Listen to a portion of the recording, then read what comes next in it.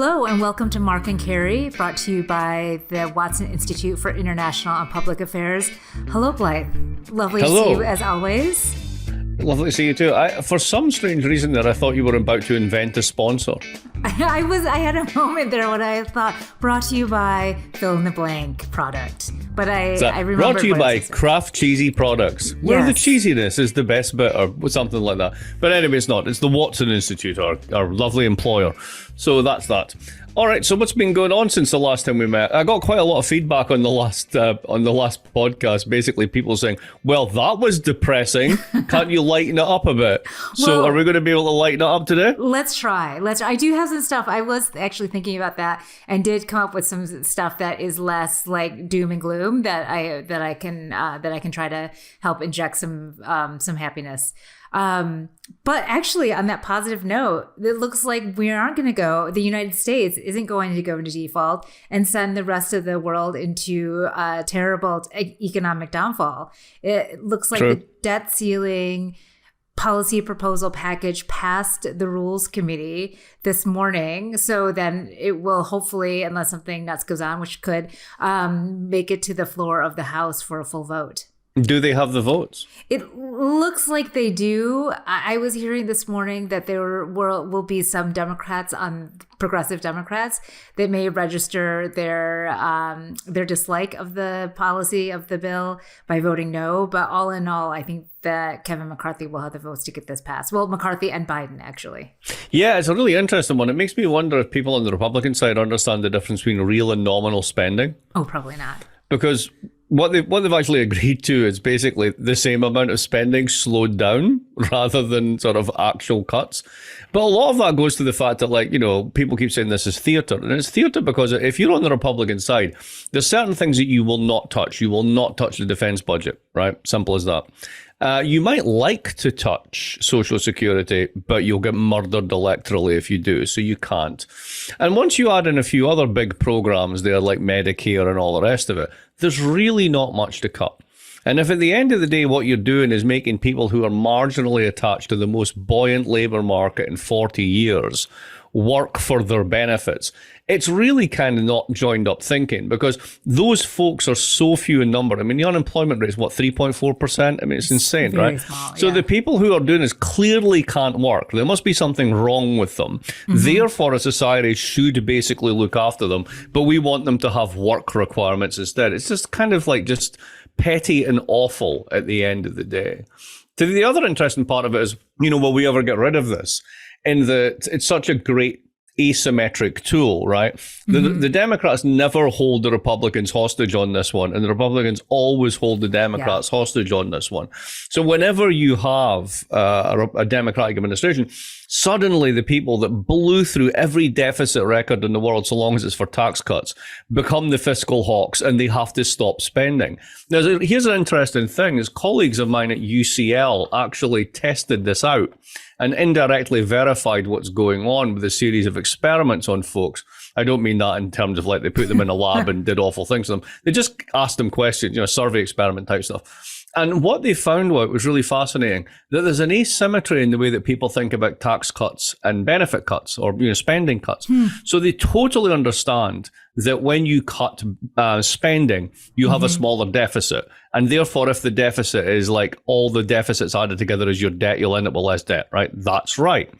But they don't see that tax cuts lead to exactly the same outcome. Right? Now, sometimes they can explain it in terms of, but tax cuts are stimulatory and that would overcome it, almost a kind of Laffer curve logic. But there is this asymmetry. Now, what that means is, I think, if you're on the right, this gives you such a brilliant electoral advantage, and it goes some way to explaining why the Republicans can be the worst deficit offenders and at the same time get away with it and being deficit hawks. Because if people don't think that tax cuts lead to deficits, just overspending leads to deficits, then you can completely hammer on the spending. And next time you get in, you can do massive tax cuts and you get away with it. Isn't that fascinating? It's such a smart point, because it really shows you that Republicans can out-communicate Democrats on this. Because even when you say it, I'm like, oh, cut means good. and that's going to do something, versus spending is bad, and everything that you just said, that somehow, the more we spend, if I think about it in the household terms, like the worse my credit card bill is going to be. I need to cut spending in order to pay for my credit card debt. And people use that analogy all the time. That's such a smart point. I was thinking about the politics of this, of course, and no surprise to you, this whole time. And I thought it was actually really interesting. Kevin McCarthy, I don't know if you follow him on Twitter, maybe you do. He tweeted out that President Biden was, quote, very professional and very smart. I was really surprised that he would actually go so far, because you can imagine his He must be thinking about switching parties. He must have just dealt with the Freedom Caucus one too many times, and he's like, I'm joining the Democrats. I'm done with this. Right, totally. And so I was really surprised by that. The other thing is, of course, he went back to being his total evil self later, but or not evil, his total spineless self later. The other thing I thought was interesting, or maybe not that interesting, is that you really see that the Republicans are not at all unified, in that they're all just squabbling that they didn't want to do this, and McCarthy's able to get together enough Republicans and Democrats to do this, but not even like behind the scenes. They're in much more disarray than I would have thought. And it's not just between the far right and the middle. I mean, the entire House Republican caucus wants something else. And of course, McCarthy has to, position himself to make all of those different elements happy with him. So I just thought that was interesting, just in how not unified the Republicans are. Well, it's also goes some way perhaps to explaining a sort of like monomaniacal fixation on cutting spending when you're trying to force a recession. I mean, again, sort of joined up thinking, right? So you got the Fed, and the Fed's been raising rates. And the Fed sometimes admits it and sometimes denies it, that what they're trying to do is cause a recession. What they're effectively doing is trying to get people to save more and spend less. That's it, right? Now, that's the private sector. Let's imagine you then go to the public sector, which is government spending. So we've run this experiment many times before. If you're encouraging the private sector to save, there'll be less private sector activity, right? And if you then start cutting government spending, there'll be less public activity, right? Right. So what happens if you cut private and public at the same time? The economy gets smaller. So in order to save ourselves from this terrible economy the Democrats have created, we must make things even worse than the Fed is trying to make it just now. And then when we do, because you've shrunk the economy, you'll have the same amount of debt on a smaller denominator, so to speak. You'll have more debt rather than less. So if you just take those steps through, like, none of this literally makes any sense. What you're saying is we need a super deep recession so we can have more debt rather than less. And yet that seems to be what the entire Republican Party wants to do, based upon the notion that we're somehow handing this on to our grandchildren, right? So let's remember, the United States didn't fund through taxes fighting the Civil War. It did it through debt. And it never ever paid back the debt. It was probably worth winning the Civil War, all things considered, rather than not doing it because of the fiscal cost, or worrying that your grandkids might have to pay the cost of, saving the Union. Right? This is literally the type of logic that's being employed. And it's amazing they never get called on it. Wait, so are we still paying off that debt from the Civil War? Yeah, but the economy is like 100 times the size, so it doesn't make any difference. It's like if you took out a $5 loan when you were 15 years old, right, from a friend, and they were charging you 5% interest, you might think that hurt. Now the notion of a $5 loan on your income is something that you literally can't forget. It's a rounding error. So basically, the only way you ever cure debt is through growth. But this is when I have to take your class on money, because I shows that I don't understand it, and I just want to put all my money in the mattress, because it's so hard for me to understand, like, the value of the dollar in 1855 and the value of the dollar in 2023, and sort of where that value actually goes, and when things just get written off the books. Put it this way: what if somebody was like middle class in 1865? They didn't have a toilet, right? They didn't have electricity. Okay. Average life expectancy was about 20 years shorter than where we are now. They didn't have antibiotics. Yep. And somehow it's okay to make a comparison between the value of a dollar and then the value of a dollar. It's just, it doesn't make much sense, really. I also just was taken with your point about or I was reading into it, the sort of American obsession with savings, that we should save, but we should only save at the individual level, because if you're a bank, you'll get bailed out. If you're a corporation, you may get bailed out as well. So it's really just, I should have a gigantic savings account, and not up to a certain amount, so it's, secured by the FDIC. But then after that, I'll probably be, if the bank loses its money, hopefully my savings account will be okay. But it's just a funny message in terms of what entity should be saving. But think about this one, Carrie. For you to save, somebody has to be spending. Otherwise, you'd have no money from which to save. So if everybody saved all at once, all you would do is crush any and all economic activity.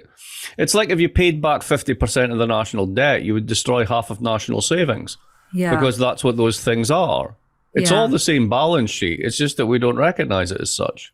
Oh, that's so, no, I get it when you say it, when you lay it out like that. But of course it does, because everything's brought to your home and how your household works. And then that is where I get really, and that is where it's totally wrong. Because if you ever invested in 10-year Mark Blyth bonds, you might see 10-year, but you're never going to see the 30. Yeah. Let's change the subject. Yes. How's your favorite guy doing? Big Ron, Fingers. How's Fingers doing? I have a new one for you. Disaster. Disaster. Disaster. Yeah. Good old pudding fingers.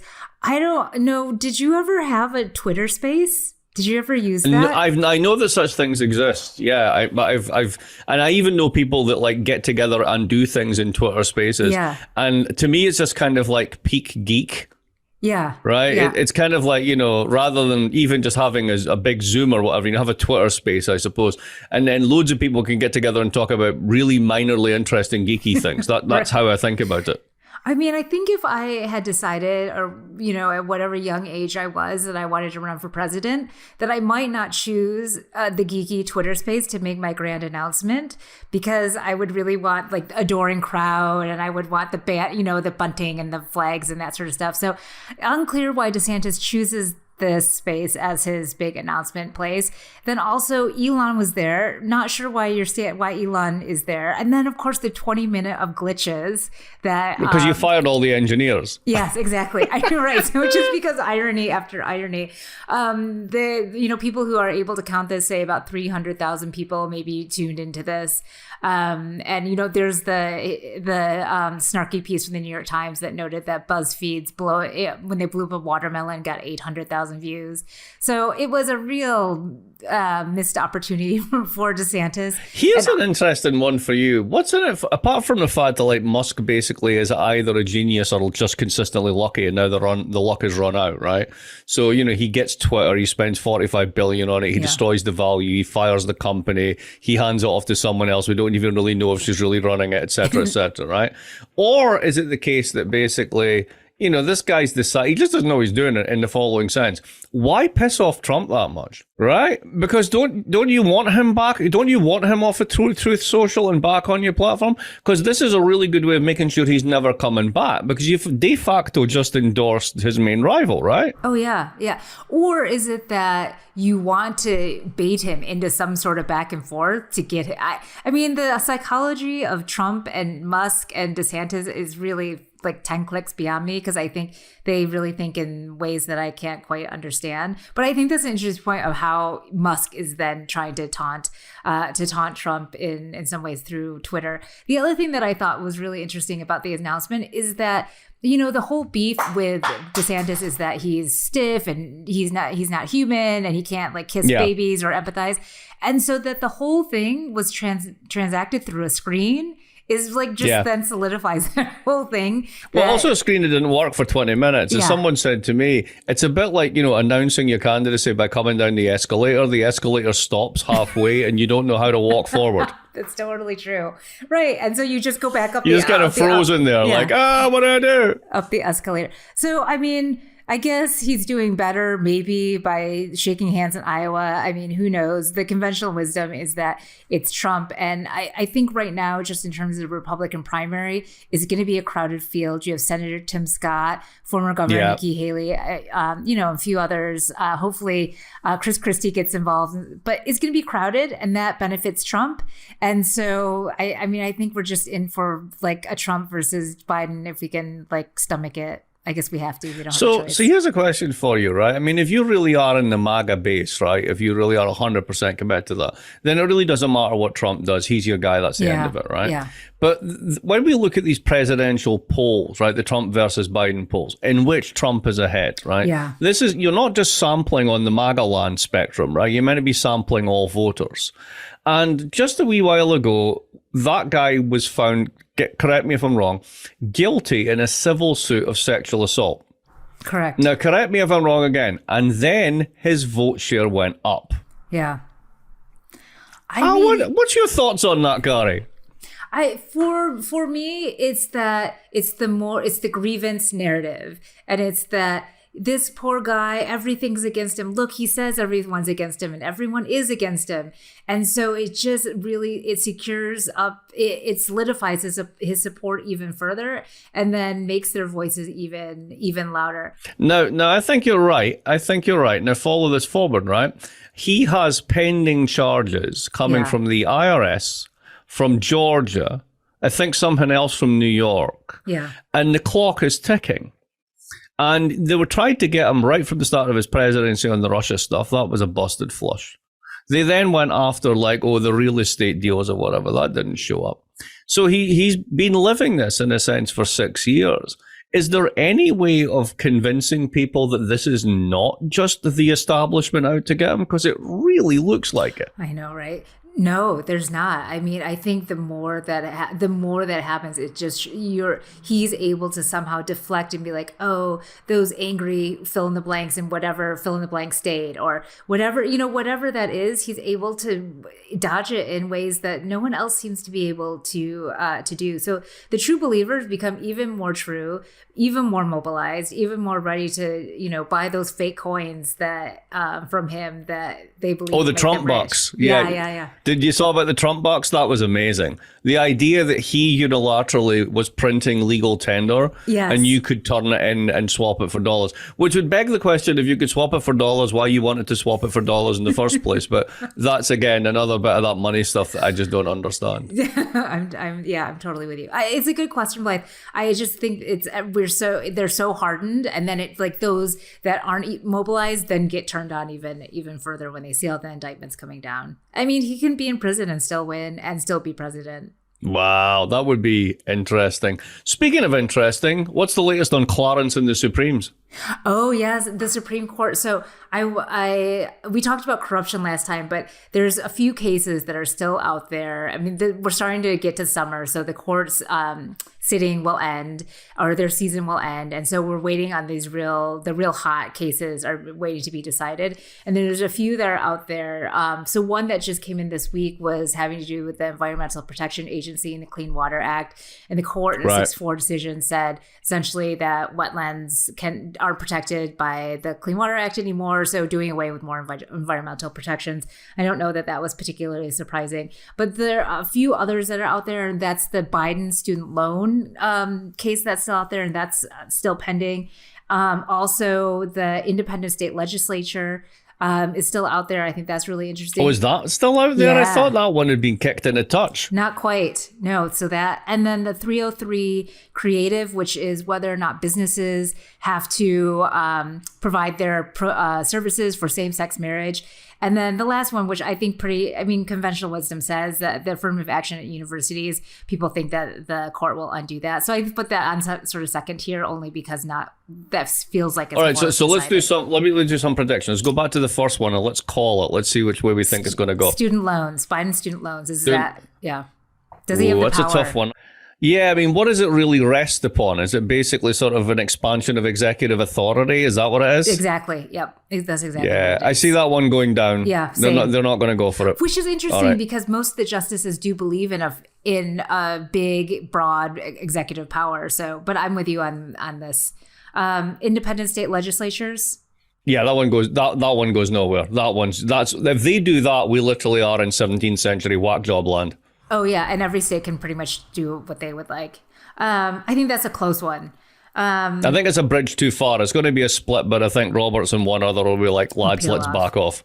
303 creative, whether or not businesses have to provide their services for same-sex marriage. No, they don't. Yeah, I think so too.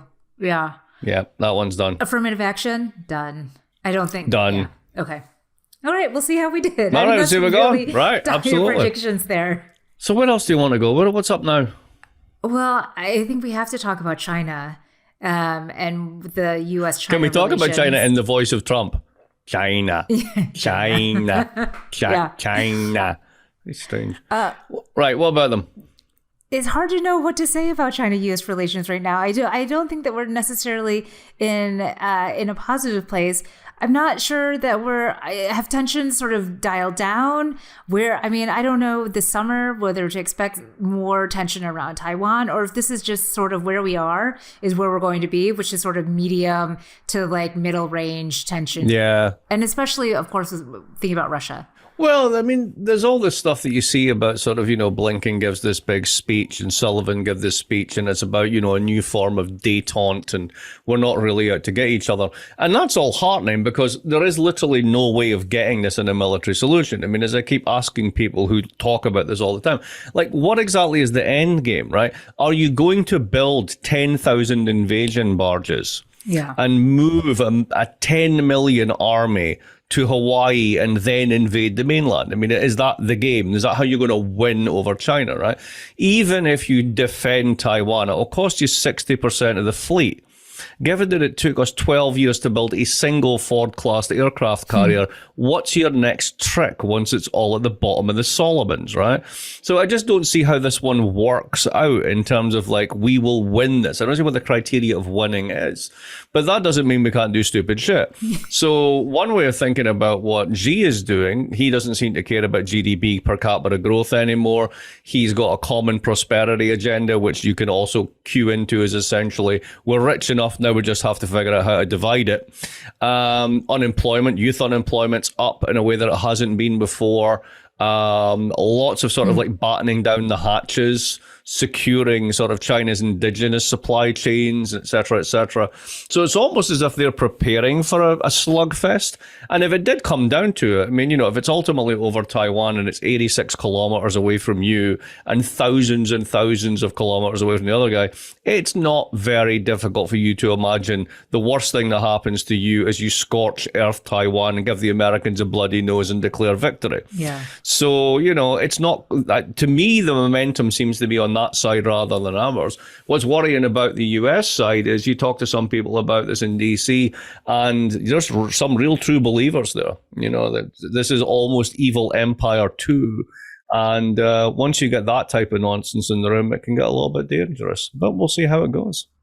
You do wonder, though, with all of the economic indicators you just mentioned, whether or not Xi really can withstand a lifetime appointment to his job. I mean, if the country goes through more economic upheaval, I saw Shanghai was like 10,000 degrees last week. I mean, all of these different environmental climate change indicators as well. I mean, can he withstand that? Well, part of it is if you stop making as much stuff, then you kill your electricity demand. And then you can start to phase out coal. So an interesting tweet I saw today, I can't speak to its veracity, but the source seemed good, said that China's CO2 emissions will peak this year and will start declining 6 years before they estimated they would peak, which is 2030. Every year China installs as much solar as the rest of the world has, more or less. They're also huge into wind, etc. I mean, the paradox of Chinese energy production is it's 50% carbon and 50% everything else. Everybody else is like 10% everything else and 90% carbon. So, they're really dialing down on this one because they know they have to, they know they can. There are no climate change deniers in China.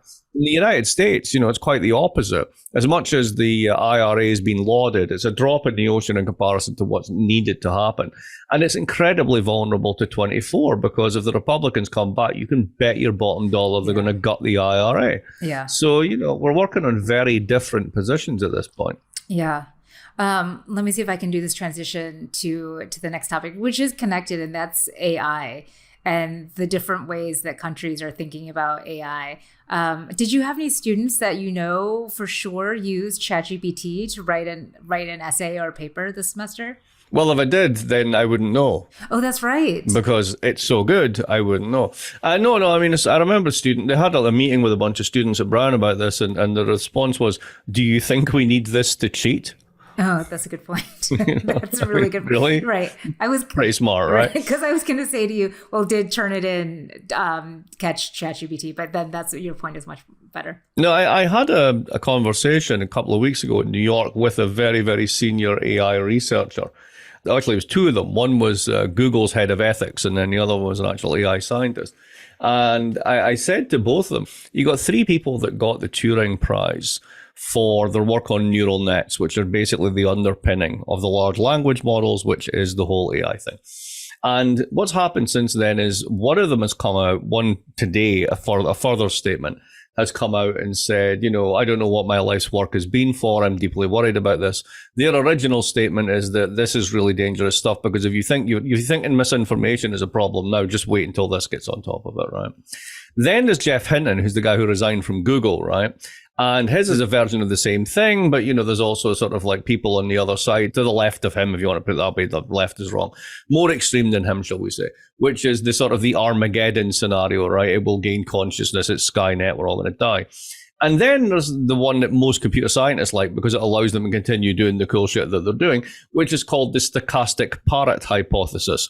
Now, this thing is basically a parrot that predicts the frequency of words and spits it out. The problem is that humans, because it's natural language, mistake this for a real person. It is not a real person. It's never a real person. So I said to both of these esteemed folks, which version do you subscribe to? Skynet, bad people doing bad stuff, or, it's a stochastic parrot. And both of them said bad people and stochastic parrot. But then I said, well, here's the problem. As I understand it, you don't understand how this thing gets smarter. It's a classic black box.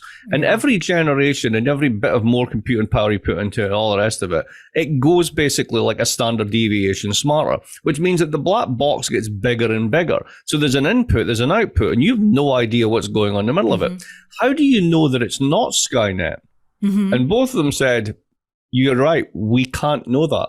So it's not proof that it is, but you can't know that it's not. And how would you know me? You would know me through my actions if one day you wake up and we're all dead. That's what's so fascinating to me is that they don't seem to understand how it's getting smarter. Exactly. Yeah, because the connections in the neural nets are incredibly complex. And it's also not causal in a straightforward way that we think about it. I mean, the actual sort of like the math of the algorithms and the computing power applied to it, that's really not that difficult. But the fact that it basically is able to train itself and use differential inputs. I mean, one of the things that they worry about is if you train it on data that's out there on the web, that's fine. What happens if you start training it on human input? Right, directly. What if every time we interface with it is learning from that? Yeah. Right, does that give it another advantage? And then that gets scaled up. So it's super fascinating. But there's also another part of me that just goes, all right, let's take a little bit of perspective on this, right? Let's go back a wee bit. In 2008, we blew up the world because of mortgage derivatives. Yeah. And then in 2016, sort of inequality and deindustrialization and race and everything came together to produce populism in various guises, right? In between that, we had unicorns. We had Silicon Valley going mental. We had endless frauds and Ponzi schemes and bullshitters, right? And what happened a couple of days ago, the people that make the GPUs, the graphical processor units you need for doing this stuff's called NVIDIA. And they were way behind Intel and everything a few years ago. Now, briefly, they were valued at $1 trillion. Really? So now we have the AI bubble. Wow. And everybody's going to pump into that one, right? And regardless of what's happening on planet Earth, right? War in Taiwan, climate catastrophe, all the rest of it. The moneyed interests will just keep chucking money into the latest bubble. Yeah. So think about it then from a regulatory point of view, right? You've got literally the heads of these firms coming out to Congress and saying, please regulate us, for God's sake, regulate us. You think the investors want regulation? Exactly. Well, exactly. Even not a chance. Right. Well, and I think this is interesting to think about. I've been hearing a little bit. What are going to be the implications of AI on the 2024 election? And we're not just going to have bots. We're going to have, and because Americans, we believe anything if it comes from the right source. We're going to have really sophisticated ways in which people are getting in touch, text, phone, etc. If you still own a landline, and with really believable stuff that's just created by AI. So I mean, I think it's the disinformation, information, the mail information. I mean, so many different ways that this could potentially really, make the 2024 election even more vulnerable than it might be. That's what I guess also what scares me is hearing my friends who know far more about this than I do is that is able to make decisions now on its own. Where before, exactly as you said, like humans are saying, point out the bunny rabbits. And now it's just deciding on its own to point out the bunny rabbit. I mean, that's right. Really, that's a lot. Exactly.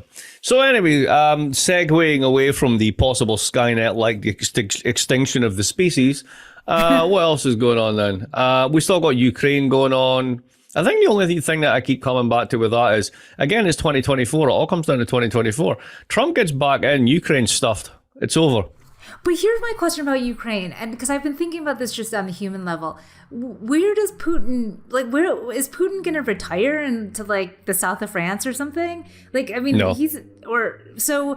Therefore, I guess my only point is that the incentive for him to end the war seems to be very, very small, and the incentive for him to continue the war seems to be very high. And so, particularly if he thinks that his buddy is coming back into power. Yes. And I don't mean that in any type of like he controls him or whatever. The fact is they seem to get on quite well. Turns out, think about the people that Trump like. Who did Trump actually have good words for? Putin and MBS in Saudi Arabia. Why? They're also carbon autocracies, which is what he'd like to run, right? Yep. So basically, he's just got to wait around for his buddy to come in.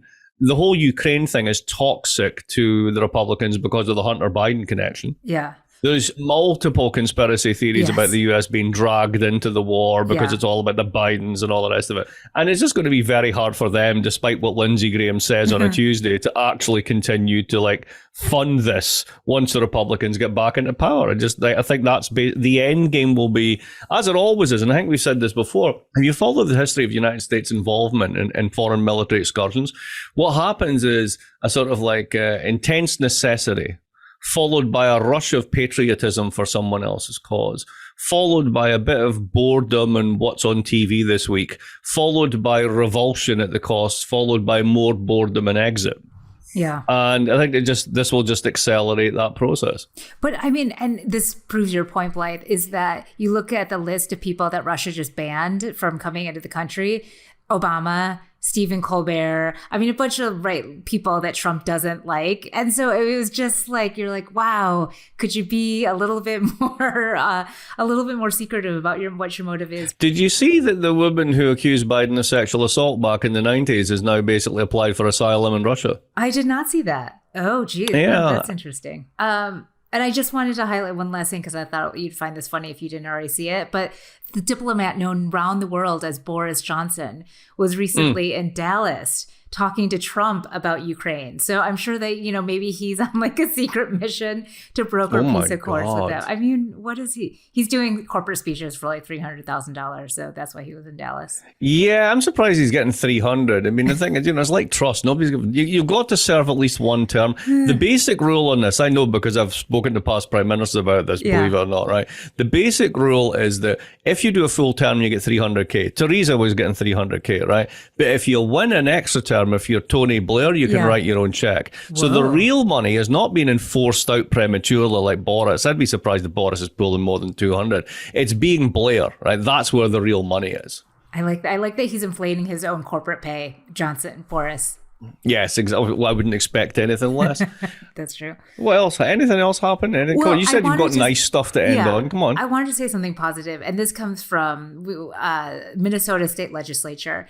And just because we hear all of the states banning books and all this anti-trans stuff, Minnesota State Legislature passed the following: driver's licenses for all, free school lunches for all, codified abortion, approved recreational pot, voted yes on allowing pre-voter registration for 16-year-olds. It was a really productive session, but also, I mean, it depends on what side of the aisle you're on, but they seem to pass some real bills with some substance as well. So I just thought that was worth mentioning because it's always easy to get caught up in all the doom and gloom stuff. That actually happened in the United States. Of America, yes. In the state of Minnesota. Yes. Yeah. Wow. Can you imagine? I know. So this is interesting. I wonder then if Minnesota's going to get a population influx, right? Because you've got all these blue states that don't work anymore, right? California, New York, Yes. apparently Massachusetts still seems okay to me. What do I know, right?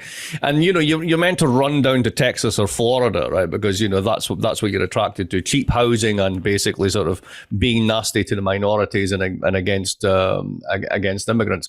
So I wonder if, like, basically people like you, Carrie, who are much more blue, shall we say, are going to start thinking about moving to that new blue paradise, not Vermont, not the People's Republic of Vermont, but to Minnesota. What do you think? I mean, one, someday it's going to be nice and balmy there. Two, I mean, it's a small population, so I guess in comparison to California, right? Maybe it's easier to govern. But it is an interesting. I did live there actually. I went to college there and then lived there for a year afterwards in Minneapolis. That's why I was mentioning that. I was like, don't you remember you lived there? Yeah. Right. That was called the Q. Come on. I didn't catch it. Thank you. Right. But you do wonder sort of what happens in these blue states like this. Is Minnesota just one of those outliers, or do you see states like Massachusetts where you would think stuff like this would be being passed, but you don't see? So it is. Well, it'd be interesting. I mean, is there? You know how in Europe they talk about the olive oil butter line, right? Basically, you can tell a lot of like politics as to whether it's olive oil or butter, right? And that's the saints and the sinners and the austere versus the spenders, the whole lot. I wonder if there's now a pot line in the United States. Oh, that's a really good one. Yeah. Right? Because a lot of the southern states have said no to pot, right? Yeah. And pretty much all the northern states have went past the blow. So, I wonder, we'll need to figure that out, see if we can draw a pot line across the country. Yeah, get some research on that. Yeah, I like that. The last thing, just for your summer reading, Blyth, I just wanted to recommend Senator Hawley's book entitled Manhood, Masculine Virtues, American Needs. I think this is probably something that you worry a lot about, which is American masculinity. And Josh Hawley is here to tell you about how to become more masculine and how the strength of our democracy really stands on American masculinity. I certainly, when you started talking there, I thought you were saying that Manhood was the title of his autobiography. It's not his autobiography, just somehow that would be really appropriate. Yes, that's true. Anyway, put that on your hot reading list. I think you've just written the title for this episode. Josh Hawley's Manhood. Like that. All right, so anyway, couple of minutes left. What are you doing for the summer? Well,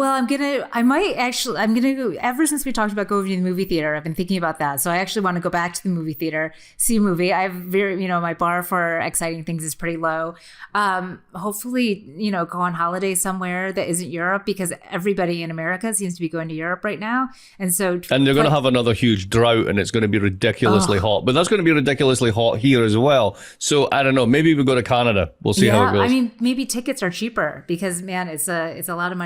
And maybe just enjoy the first summer where things feel, kind of back to pre-COVID stuff. What about you?